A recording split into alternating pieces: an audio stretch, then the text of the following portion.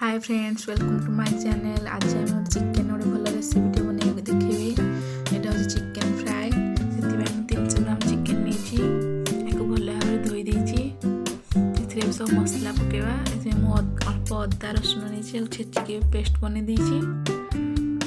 2 चामच cornflour गुंड देवे, 1 चामच लंका गुंड, 1 चामच chicken मसला, 1 चामच हल्दी गुंड तो देख भल भाव गोलेबे।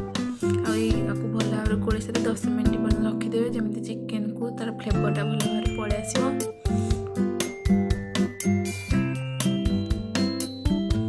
बर्तमान 10 मिनट हो जाम चिकेन को फ्राए करवा। कड़े बसैली एवं अल्प सोरिष तेल देवे। 1 चामच तेल नहीं भल भाव खेली देवे। गोटे गोटे चिकेन आप रखिए।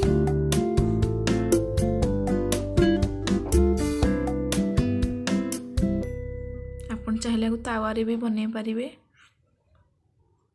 जदि भी फ्लैट कड़े थी से बनइले भल हम।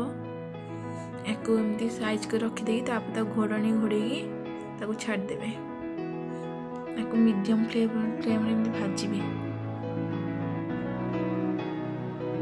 बर्तमान मुझे घोड़े घोड़ी देली। एवं चिकेन टे उल्टे देवा। मझे मझे चेक कर चिकेन पोड़ी न जीव।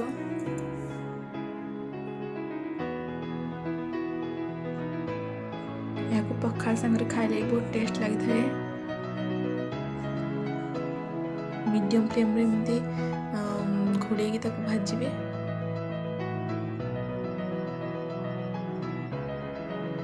मझे मझे उल्टाऊे जमी चिकेन पोड़बनी।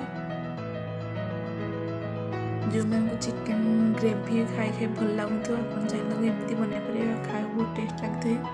एवं बर्तमान आम चिकेन फ्राए रेडी होगला।